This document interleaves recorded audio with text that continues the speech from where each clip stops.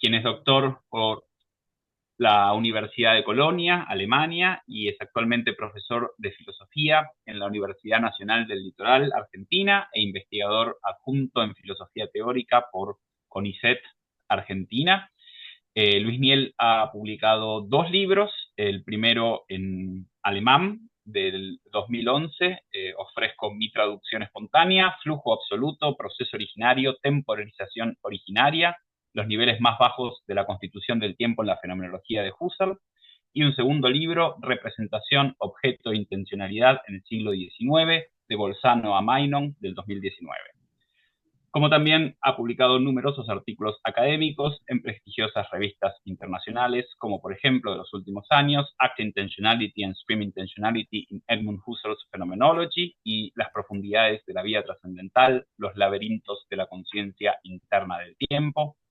Sus áreas principales de investigación incluyen la filosofía contemporánea, fenomenología, filosofía de la mente y ontología.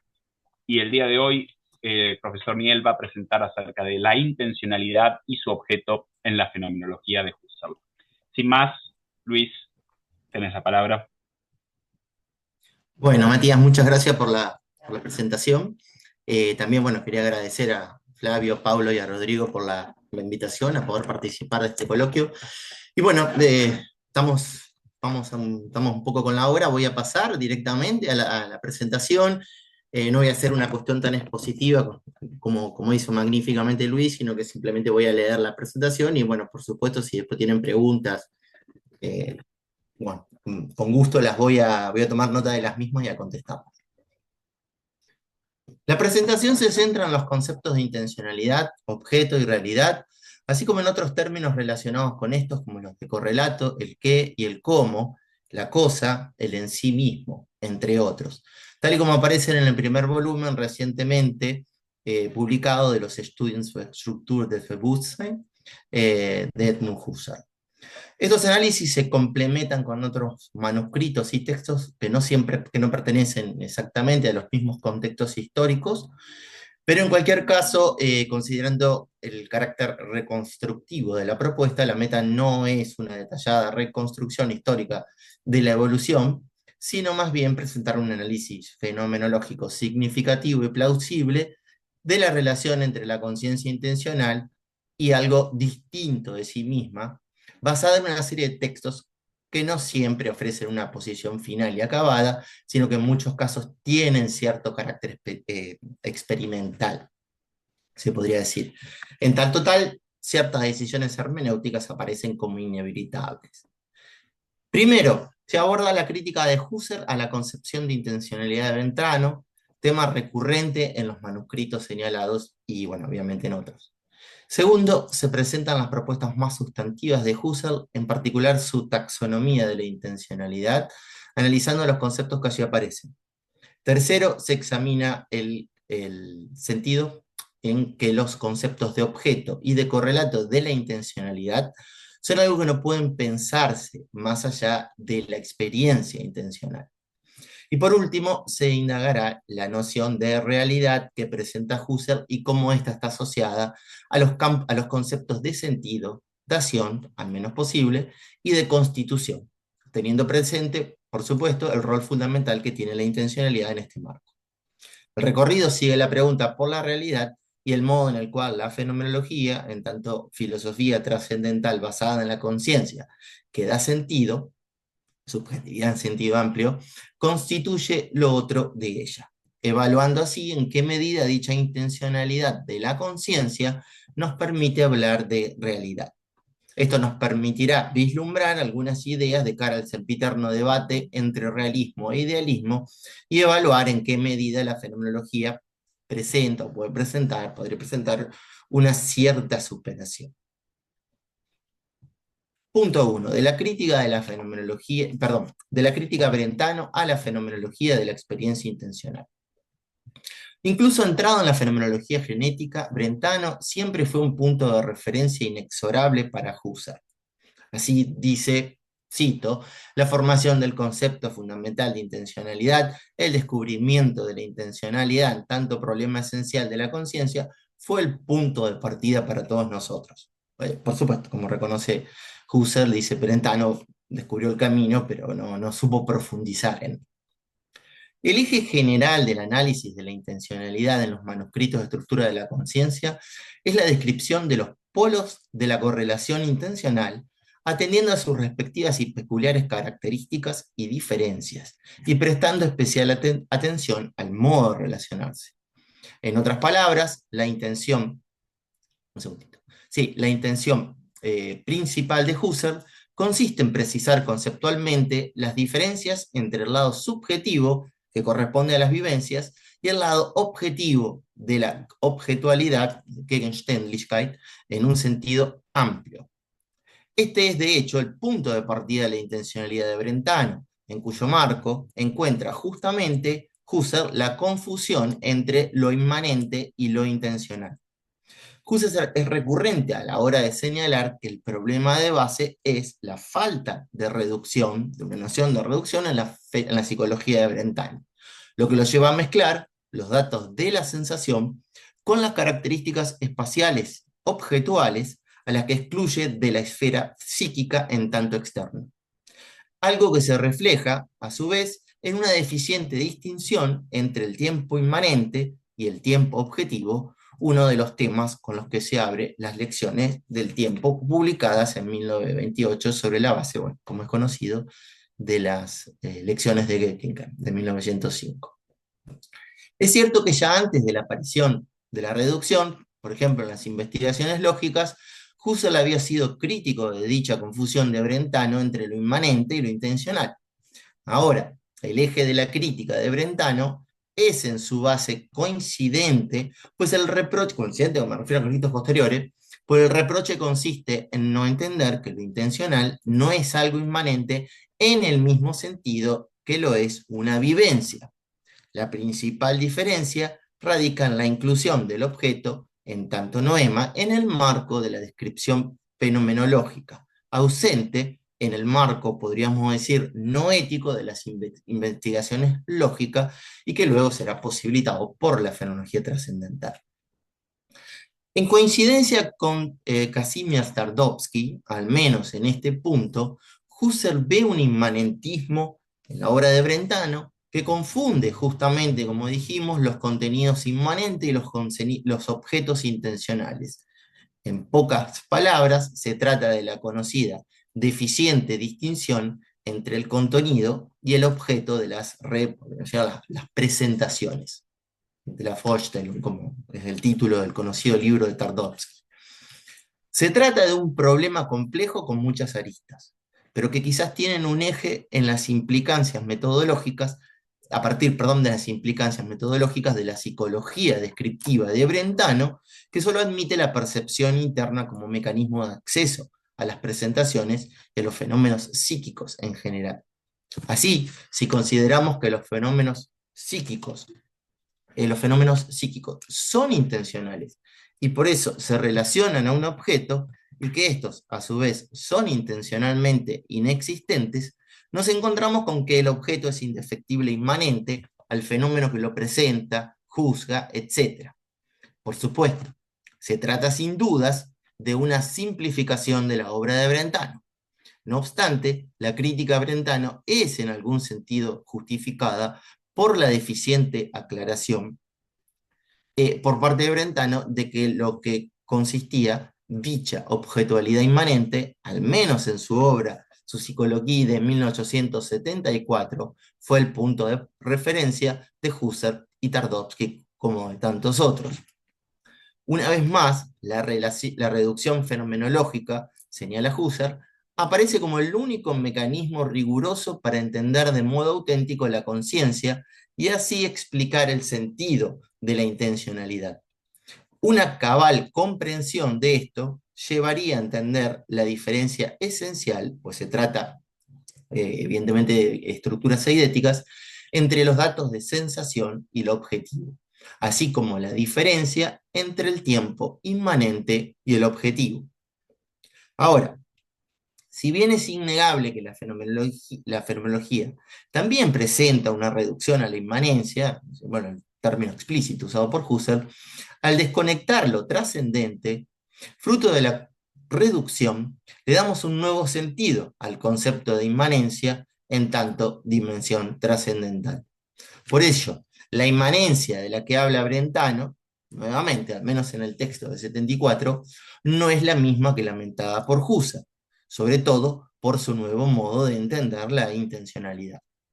Como señala correctamente Hilary Putnam, Brentano no usó el término intencionalidad ni inexistencia intencional para referirse a la relación entre la mente y el mundo, sino que fue Husserl quien vio que la intencionalidad de lo mental proveía un modo para entender cómo la mente y el mundo se relacionan y cómo es que a partir de los actos de la conciencia llegamos a dirigirnos a un objeto. Este paso supone mucho más que una mera resignificación terminológica, pues se trata de una nueva concepción de la intencionalidad que da un sentido y lugar a lo otro de la conciencia, que excede la inmanencia de lo real, real acá en sentido de real. De este modo, nociones brentanianas tales como relación a algo, o a un contenido, o dirección a un objeto, etc., que Husserl toma como punto de partida, adquieren otro alcance. En términos técnicos, el error de Brentano consiste en equiparar la realidad, la Wirklichkeit, de los fenómenos psíquicos y el modo de ser, el Seinsart, de los objetos espaciales, espaciales mundanos, objetivos reales, eh, entre otros. En otras palabras, la confusión es entre las propiedades reales, RL, y las irreales, que corresponden respectivamente a la vivencia real y a la objetualidad intencional. Y esto se corresponde, como ya dijimos, con la confusión, perdón, entre la realidad de los fenómenos psíquicos y la temporalidad objetiva. La clave para entender la intencionalidad de otro modo reside en los modos de dirigir la descripción de la mirada fenomenológica, algo que ocupa un lugar central en nuestros escritos, que nos muestra, el concepto es Aufweisen, dimensiones distintas pero complementarias de lo que aparece en la intencionalidad. La objetualidad intencional puede describir considerando el qué, el was de la conciencia, pero también con relación al dónde, al worin, es decir, en el marco de la temporalidad.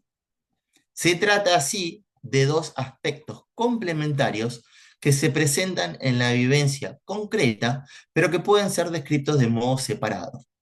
Por un lado, el qué intencional y por otro, el dónde temporal, a los que se podría sumar un tercero, puesto que este último conlleva un modo distinto de aparecer en distintos tipos de cómo, es decir, a partir de su respectiva individuación temporal. En el caso del dónde, vemos que cada polo intencional presenta una relación diferente con la temporalidad.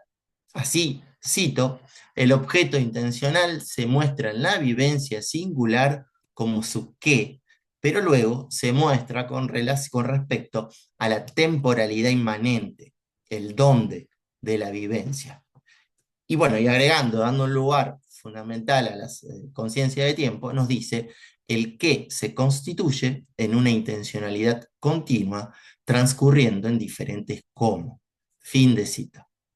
Por su parte, en el marco de qué se muestra una polaridad, polaritet es el término usado por Husserl, entre la objetualidad intencional y las vivencias.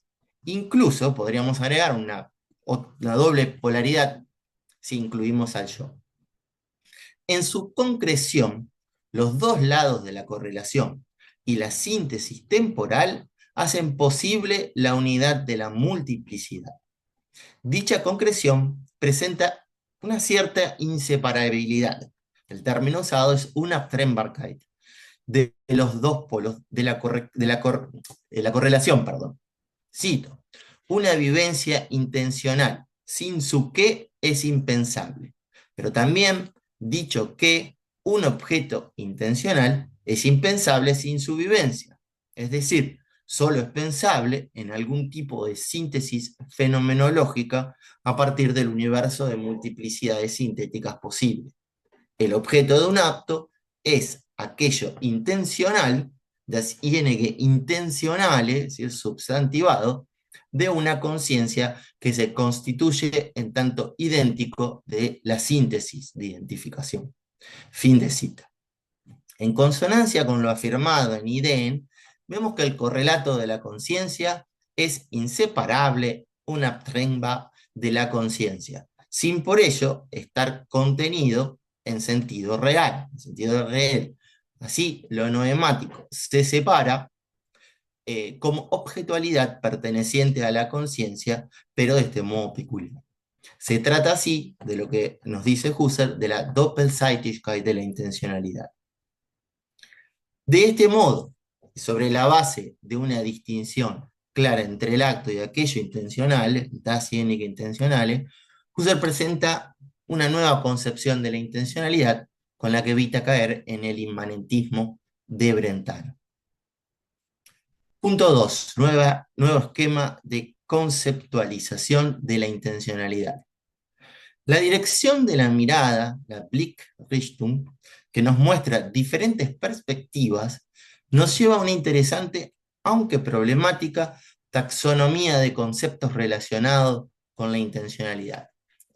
La meta de Husserl consiste en intentar ordenar conceptualmente la multiplicidad de dimensiones que abre la mirada en su descripción de la relación intencional concreta en el marco de la polaridad general, es decir, polar, entre los actos y los objetos en diferentes niveles de relación, atendiendo, y aquí esto es lo importante, a qué se pretende mostrar en cada caso.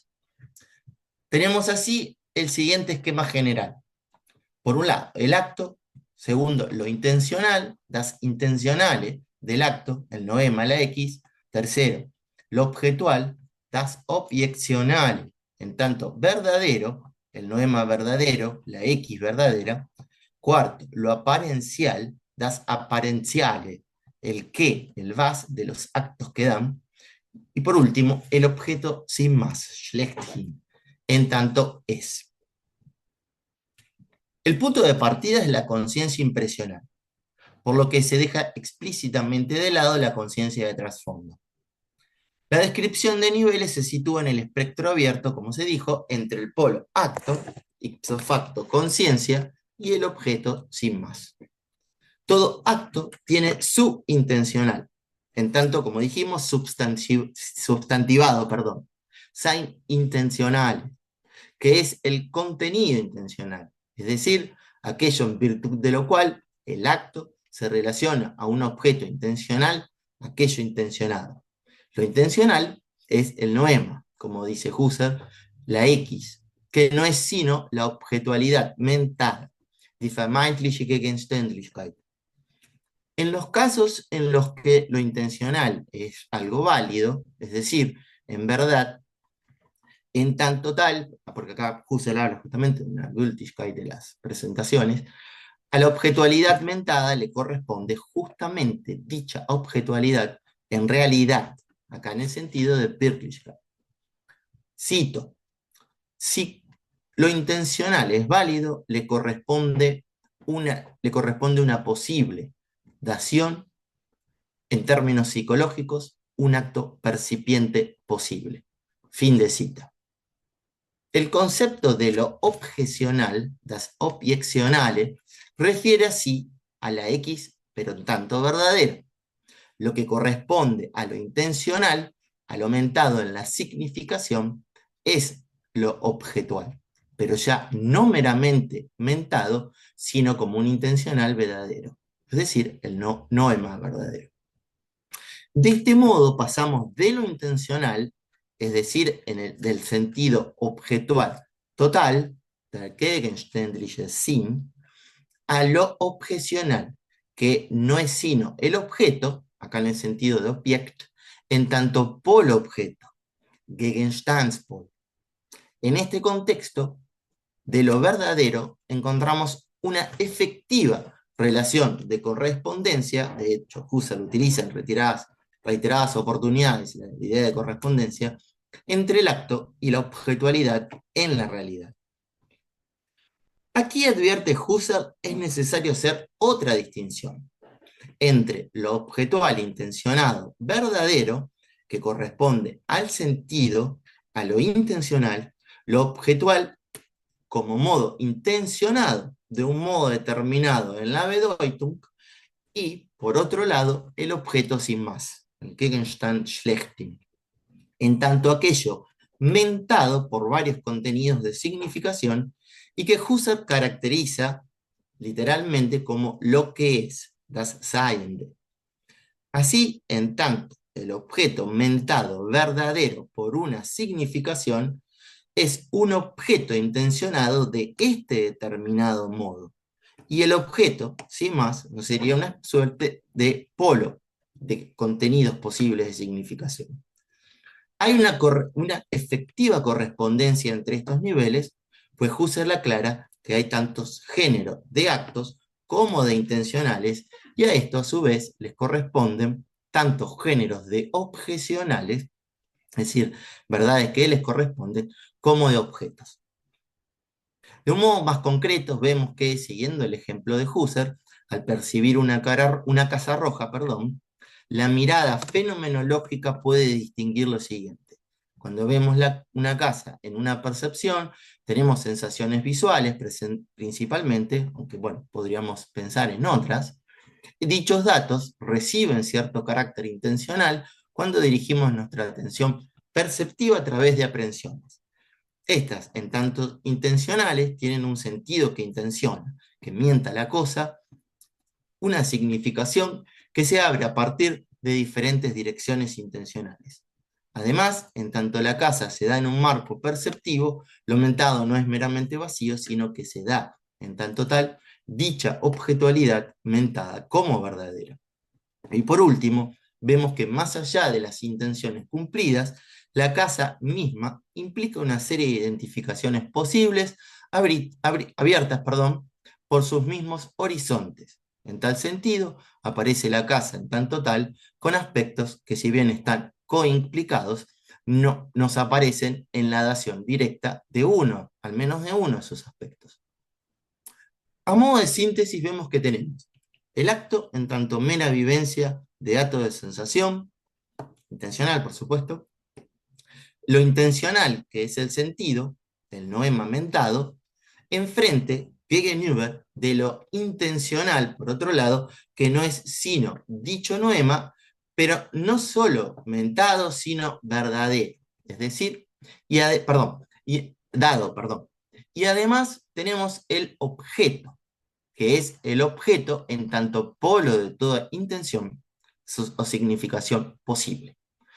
Y es interesante constatar, una vez más, que Husserl nos dice que mientras que lo objecional es lo verdadero, el objeto es, en tanto tal, es el ser o lo que es, das Sein. Efectivamente, aquí aparecen una serie de problemas que debemos considerar. Tenemos la objetualidad verdadera, que está en correspondencia con lo intencional.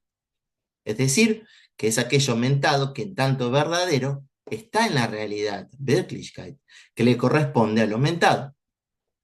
Así, cuando percibo una casa, dicha casa es lo mentado en realidad. La casa que es, o existe, podríamos decir, de modo verdadero. Ahora, ¿qué sería si el objeto sin más? Dejamos esta pregunta para lo que sigue. Porque aquí aparece un nuevo problema, cuando Husserl introduce una distinción adicional, el concepto de apariencial. Y aquí encontramos tantas referencias al habitual término Erscheinung como al de das Apparentiale. Apariencia no debe entenderse aquí como la conciencia que da, sino como el que consciente en aquella, como aquello que efectivamente aparece, si das Erscheinende, en tanto tal, en el modo en el que aparece. Así, la percepción de una casa, acá la referencia en este caso de ejemplo de Husserl es a la cosa, es decir, a das Ding, y no al objeto, podemos distinguir la cosa que aparece, das Ding erscheinendes, en tanto tal, y la cosa misma, das Ding selbst. En este marco, la aparición refiere a todo aquello que aparece, colores, formas, etc., sin referir con este concepto, eo ipso, a lo que no aparece, como ser el dorso, el lado de atrás, etcétera. Es decir, todo aquello que, si bien no aparece, está coimplicado intencionalmente. Aquí podríamos preguntarlos por la relación, perdón, que guarda tanto con lo objecional como con el objeto en tanto tal. Pues podría pensarse cierta superposición, en particular con lo objecional. Husserl nos dice que cuando tenemos un acto perceptivo que da algo, este tiene su intencional en tanto contenido, que aparece allí, darin, perdón, y además aparece allí lo objecional. Así tenemos una aparición de este.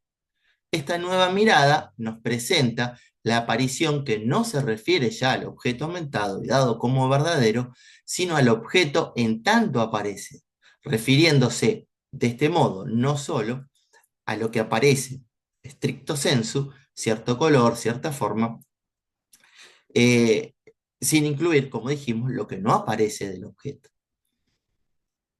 De todos modos, la distinción no está del todo exenta de problemas. Al afirmar, cito, llamamos apariencial a este qué de los actos que dan algo que se diferencia de lo meramente intencional, glose intencional, fin de cita. Mientras que lo intencional puede ser meramente mentado, las apariencialia implican algo dado.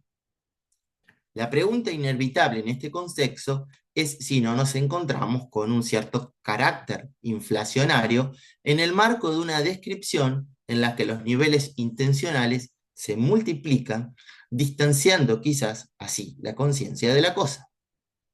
Un problema similar ya se le había presentado a Brentano y sus múltiples distinciones entre el acto, es decir, el presentarse de una cosa, el contenido o correlato, la cosa presentada, y el objeto inmanente o intencional, la cosa, y por último el objeto externo, en tanto X que causa Y.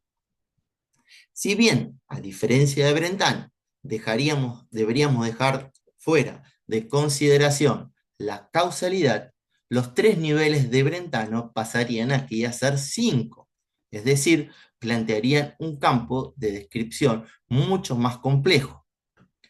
Como dijimos, la solución más plausible consiste quizás en entender que se trata de solo una relación intencional que va del acto de la conciencia a la cosa en tanto tal, pero que puede presentarse en diferentes perspectivas abierto por la mirada fenomenológica, fenomenologizante si utilizamos el término del último Husserl.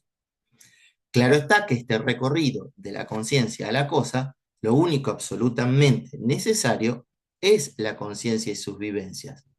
Puede haber vivencias sin mentar algo, es decir, sin actos estricto sensu, sin una efectiva significación y así una referencia a un noema.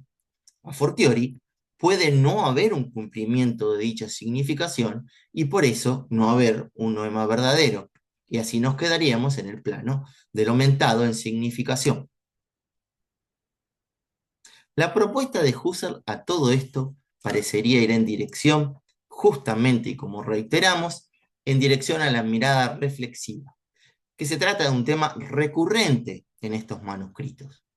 En efecto, en sentido general, Husserl nos habla de diferentes tipos de reflexión, verschiedene Arten de reflexión, en función de la dimensión que se quiere describir. Así, en un sentido general, podemos realizar una reflexión fanciológica, utilizando un término poco común que aparece también en los textos sobre la conciencia del tiempo, que se dirige a los componentes reales de los actos, es decir, a todo aquello previo a la ejecución de un acto intencional. Ipso facto, anterior a todo el esquema intencional presentado aquí. Por otro lado, podemos tener una reflexión dirigida a todo aquello que implica algún nivel de intencionalidad, perdón, que coincide con los descritos aquí. Husserl denomina esta última percepción fenomenológica, que se puede dirigir a todos los niveles mencionados. Asimismo, aparecen ensayos de diferentes, ensayos, en muchos casos que no profundizados, de diferentes direcciones de la descripción con la cual distinguir entre objeto, por ejemplo, en tanto Objekt, y objeto en tanto Gegenstand, en donde Gegenstand remite a la cosa, en tanto realidad, podríamos decir, mientras que Objekt señala todo aquello tematizado por la reflexión. Es decir, se trataría de un objeto temático. Por ello, un objeto, en tanto object, de la reflexión, es un objeto inmanente, en el sentido dado por Husserl, lo que nos permite afirmar que incluso los datos de la sensación, así como la conciencia de trasfondo, el yo, etc., pueden ser considerados objetos, pero no Gegenstände. En este marco, también se podría distinguir, siguiendo el esquema de arriba, entre el objeto, tanto Gegenstand, y la cosa, das Ding, y los datos de sensación que solo pueden ser objeto, object, a través de la reflexión. Claro está, como suele suceder en los manuscritos de investigación, que se trata en muchos casos de ensayos descriptivos que no siempre guardan consistencia ni en sus términos ni en las lecturas propuestas, por lo que, como dijimos, en muchos casos hay que proponer una interpretación de los mismos. Punto 3. La relación entre cosa, objeto y realidad. En este marco surge la pregunta por la realidad, pero en el marco de la pregunta, no solo por la realidad del correlato, en sentido amplio, sino asimismo por la realidad de las vivencias. La referencia es aquí al concepto de Realität y no de Wirklichkeit. Si bien podemos decir en un sentido muy general que Realität se refiere a la naturaleza de las cosas, como nos dice en Ideas 2, cosa material, espíritu, podemos incluir objetos ideales, etc., Wirklichkeit nos indica lo efectivo, lo que está allí. Claro está, una vez más, como es habitual en las reflexiones de Husserl, son conceptos que pueden ser algo permeables. Pero volvamos a la pregunta por la realidad de las vivencias. El punto de partida es la clasificación de las vivencias intencionales de Brentano, es decir, los fenómenos psíquicos. Husserl se pregunta si los fenómenos psíquicos tienen la misma realidad, por lo tanto, realitet individual temporal, que los objetos naturales, idea que, como es evidente, desacredita como un nonsense, pero que, no obstante, abre la pregunta por qué entendemos por real, es decir, qué entendemos por real, y cómo el método debe abordar la naturaleza de dichas vivencias. Las vivencias, dejan claro, no pueden entenderse en el sentido de las cosas temporales, como es evidente. La conciencia debe entenderse, nos dice aquí, como una función intencional. Es decir, el concepto de función estaría aquí entendido en el sentido que da en Idea en 1, en tanto función intencional que constituye un objeto a partir de un agile y no en el sentido del concepto matemático de función al que Husserl en otros escritos hace referencia. En tanto tal, es algo totalmente distinto en su realidad, en su modo de realidad, perdón, en su Realitätsmodus, a las cosas temporales que son, a las seiende Zeitdinge. Las vivencias intencionales no son hechos reales, sentido de reale Tatsache, de un mundo real, reale Welt. Ahora, si no son reales, al menos no en el sentido de las cosas, que es entonces una vivencia intencional.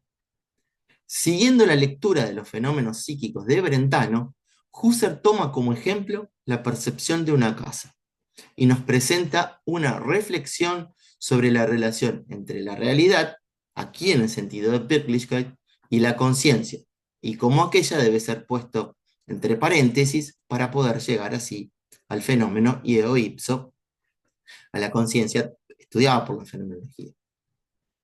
En una primera aproximación, previa a la fenomenología, parecería haber una cierta posición realista según la cual hay una realidad en sí que se relaciona con la conciencia en una relación de correspondencia. La casa es algo real, ahora en el sentido de Pirklish, algo en sí y para sí, nos dice Husserl, an und für sich, algo subsistente de verdad, algo que está siempre antes, im Voraus. Siempre hay un mundo real, nos dice. Por su parte, tenemos la conciencia que se relaciona con dicha realidad. La relación debe entenderse, como dijimos, en el sentido de un auténtico corresponder, entsprechen, entre lo que es en la realidad y la vivencia. Ahora, aclara Husserl, la conciencia es conciencia aun cuando no hay un objeto. Y acá nos remitiríamos al tradicional caso de análisis de las referencias sin objeto, objetos inexistentes, desde la otra mirada. Como por ejemplo cuando me represento una casa o incluso cuando veo o creo ver una casa que en realidad no es o no existe. La intención de Husserl se presenta con su idea de dirigir la mirada a la conciencia con independencia de la realidad externa para poder llegar así a una psicología fenomenológica pura. En este concepto, en este contexto, nos dice que el mentar, en tanto tener por real, tiene un correlato, en correlato lo mentado. Esto nos permite distinguir, en el caso de la percepción, la casa percibida, en tanto tal, y la casa sin más. Nos encontramos de este modo con el acto, su correlato, tanto mentado, percibido, y la cosa real. El tener por debe ser puesto entre paréntesis y así toda pregunta por la realidad, para centrarnos en lo puramente inmanente. Nos encontramos así con puras vivencias, es decir, el percibir de la casa y no la realidad de la casa misma. Cito, lo percibido en tanto tal, lo mentado de la percepción, no es pues la casa sin más, sino aquello que justamente es lo mentado en tanto la casa en la percepción. Las comillas en la casa, en el original me refiero, indican el cambio de actitud, Einstellungsänderung. Podríamos también decir casa en tanto fenómeno, realidades de todo tipo en tanto fenómenos, y decir que la fenomenología transforma, verwandle, todo aquello que tiene validez de modo natural para nosotros y valiendo en tanto realidades, aquí en el sentido de Wirklichkeiten. O sea, el universo, el Weltall, que nos es predado en lo que es de suyo evidente, en las Selbstverständlichkeiten, y todo otro tipo de objetualidades ideales y mundos que tienen validez para nosotros, ahora se transforman en fenómenos. Devienen así correlatos intencionales, es decir, aquello que en la respectiva vida intencional, en tanto aquello a lo que está relacionado, el yo. Fin de cita. Con el cambio de actitud, la reducción transforma así la realidad en tanto fenómeno, por lo que la mirada descriptiva se dirige al fenómeno en tanto puro aparecer sin consideración alguna de la realidad en tanto algo efectivo. Y aquí, vale aclarar, la referencia es a lo que es efectivamente real en tanto Wirklichkeit, pero que alcanzaría en algún sentido a la realidad en tanto Realität, es decir, no solo la realidad de los objetos sensibles, sino asimismo de los mundos ideales, e incluso la realidad de las vivencias, en tanto vivencias psicológicas naturales. En consonancia con esto, en sus lecciones sobre psicología fenomenológica, nos dice Husserl que el ego natural y el mundo predado, del ego natural y del mundo predado en la actitud natural, pasamos a la conciencia pura, gracias a la reducción fenomenológica, a partir de lo cual aparece una conciencia pura del objeto y del mundo. De este modo, volviendo a la conciencia, al comienzo de la presentación, nos encontramos con una resignificación de la noción de inmanencia, sobre todo en comparación con la de Brentano, que a su vez resignifica el sentido de lo real. En esta transformación de toda realidad, tanto del mundo como de las vivencias, y el yo, en sentido, también el yo, incluyendo en sentido natural, psicológico, que se transformación ahora en fenómeno, nos lleva a preguntarnos si no nos encontramos en las puertas de un idealismo trascendental en sentido fuerte, que parecería cerrar toda posibilidad de consideración de una realidad con cierta independencia de la conciencia. Como vimos, y se sigue de suyo, la reducción no elimina la realidad. Se trata en el fondo de ver la realidad en tanto fenómeno en pos de entender dicha relación, la realidad en general, desde otro lugar. De hecho, Husserl nunca renuncia a hablar de lo real, de lo que efectivamente es. Y aquí la clave es la intencionalidad. Ahora, por un lado, la intencionalidad nos permite pensar la relación con lo real de otro modo, sin hacer mella del valor de lo real. Pero, por otro lado, si la reducción nos conduce al fenómeno, al aparecer, la pregunta inevitable es cómo llegado a lo real, en tanto real justamente. Una respuesta posible consiste en entender la realidad, la intencionalidad, como aquello que nos lleva a lo otro de la conciencia, en una, por supuesto, inevitable interacción con esta. Por ello, si se considera la intencionalidad en tanto una auténtica correlación intencional, porque podríamos decir de ida y vuelta entre lo dado o dable y la subjetividad que da sentido, queda abierta la posibilidad de una cierta forma de realismo que no solo sería compatible con cierta forma de idealismo trascendental, sino que incluso sería algo necesario para una comprensión cabal de la realidad. Esto es lo que posibilita, al menos en principio, y como dijimos, la intencionalidad. En tal sentido, las nociones de realismo e idealismo, tanto en sentido clásico, grosso modo, dejarían de tener sentido en el marco de una filosofía trascendental. Fenomenológica, por supuesto, no en el sentido ni kantiano ni neocantiano. En otros manuscritos sobre el idealismo trascendental, nos dice Husserl que, cito, si no hay conciencia, el ser, das Sein, de los hechos reales, reale Tatsachen, de las cosas, del yo, pierde su sentido, el sí, y por consiguiente también el ser de las formas de realidad, de Realitätsformen. Fin de cita. Aquí aparece el lugar central del sentido. Es justamente la subjetividad trascendental, entendida, por cierto, en su correlación intencional con lo otro, la que, al dar sentido, constituye el mundo. Cito, el mundo se constituye en la conciencia. Es lo que es solo en su relación con la conciencia. Fin de cita. Pero aquí resuena una vez más la pregunta sobre el alcance de dicho peculiar idealismo. ¿En qué medida podemos hablar de realidad en este contexto?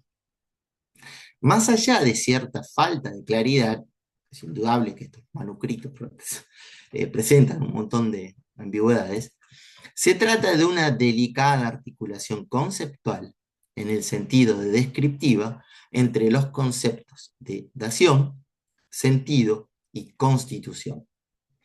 La idea misma de dación, en sentido estricto, implica que algo aparece en la interacción entre algo que se presenta efectivamente, la casa, por ejemplo, en una percepción, y la dación de sentido por parte de la conciencia, es decir, del darse de sentido a la conciencia.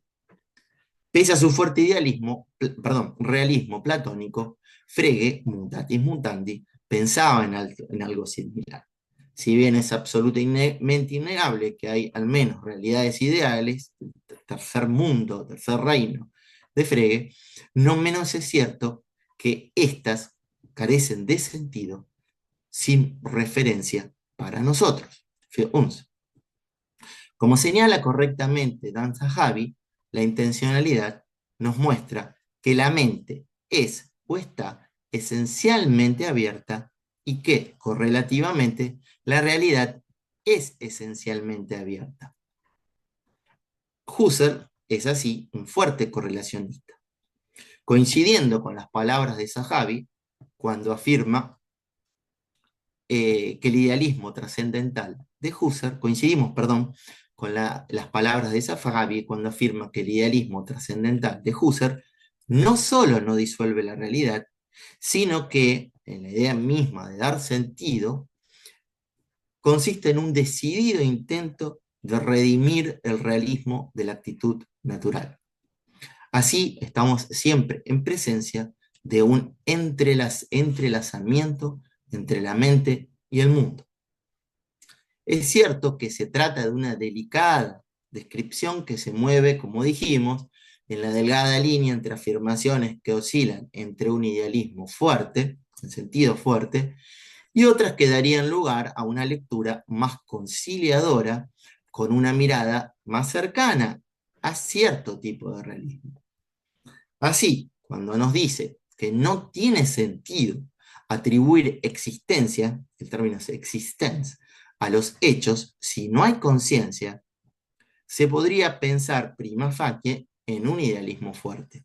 Sospecha que, no obstante, quedaría radicada si prestamos atención a la noción de existencia. Perdón, no a la noción de existencia, sino por el contrario, a la de sentido.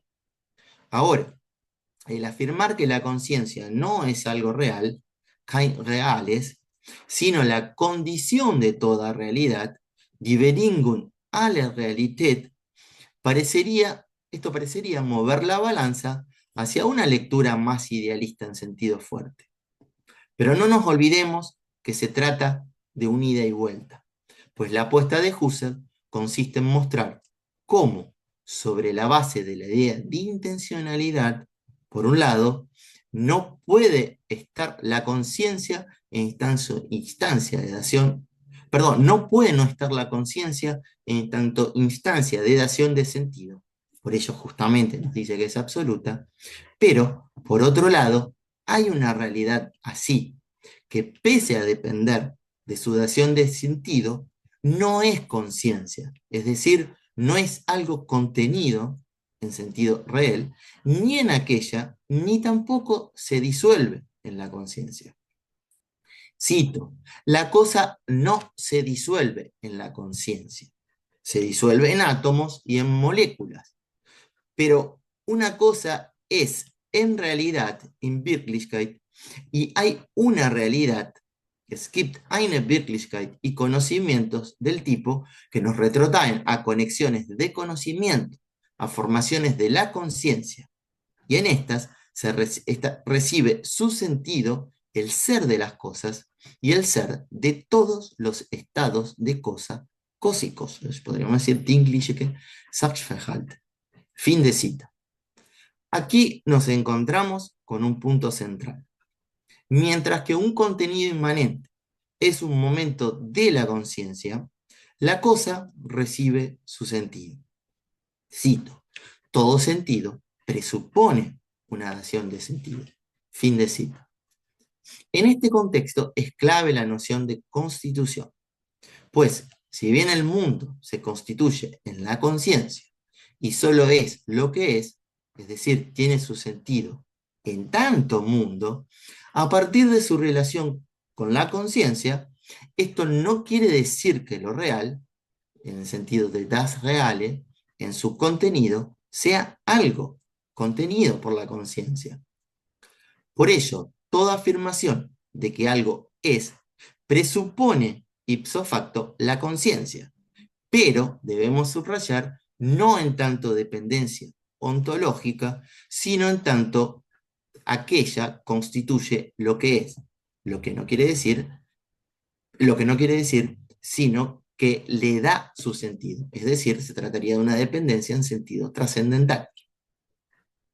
Hay así un ser en sí, Sein an sich, fuera del ser absoluto de la conciencia.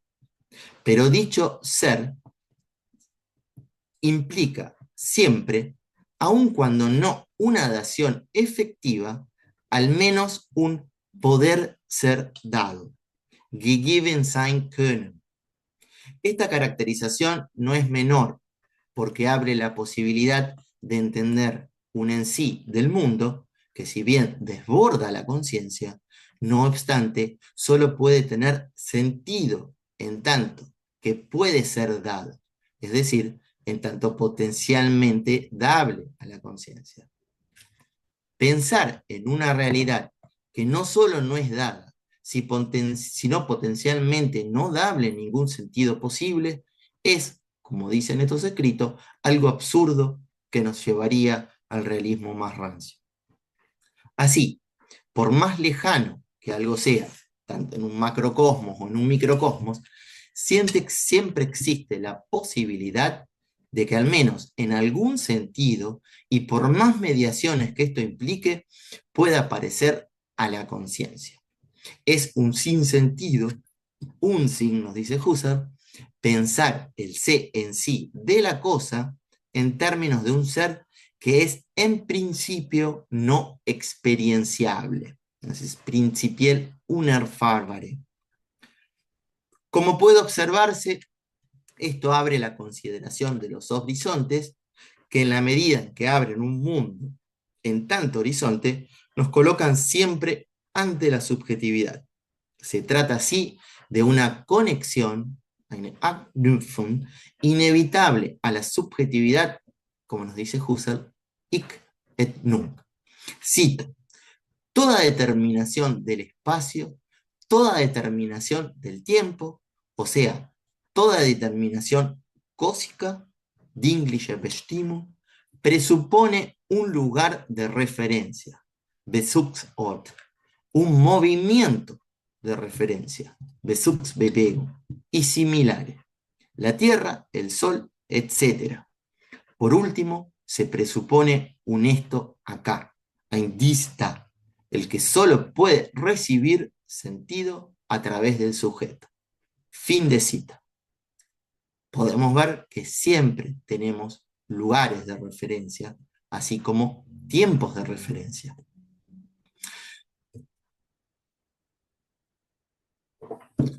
Son numerosas las derivaciones que pueden abrirse a partir de estas reflexiones. Sin dudas, puede pensarse aquí la idea de una prototierra como referencia ineludible al lugar, movimiento, etc. Implica siempre que todo aquello que vemos incluye esta inevitable referencia. Por ello no hay estrella tan lejana, no hay partícula tan pequeña que no adquiera sentido sino a partir de nuestro lugar de referencia. Toda afirmación de la, supongamos, física cuántica, por más elemental que sea, se hace siempre desde un aquí y ahora, desde nuestro proto lugar, a partir del cual damos significación a lo real. Es decir, la noción misma de realidad se determina desde nuestro aquí y ahora. Y toda modificación de este sentido, como suele suceder, por ejemplo, en la física cuántica, como mencioné, presupone el modo en que damos sentido originariamente a esto. Si bien el interés descriptivo se centra aquí en la relación entre el ser de las cosas y la conciencia, no se puede dejar de observar, mutatis mutandis, una clara referencia al presente viviente en tanto Nunstans, en tanto proto-modo de experiencia. Es cierto que esto nos llevaría al nivel de la conciencia o subjetividad absoluta de tiempo, en tanto fuente última de toda constitución, no solo de toda realidad, sino incluso de la conciencia misma. En otras palabras, esta dimensión de los actos y de la intencionalidad de acto, que es la que estamos tratando aquí, presupone aquella constitución en un nivel de constitución en la intencionalidad de flujo o de corriente. Pero la idea de fondo aquí es siempre la misma. Toda afirmación, todo pensamiento, es real en la medida en que se refiere, al menos potencialmente, a la conciencia, perdón. Es decir, esta, en sus diferentes niveles y en tanto protolugar, es la fuente última de constitución de toda realidad.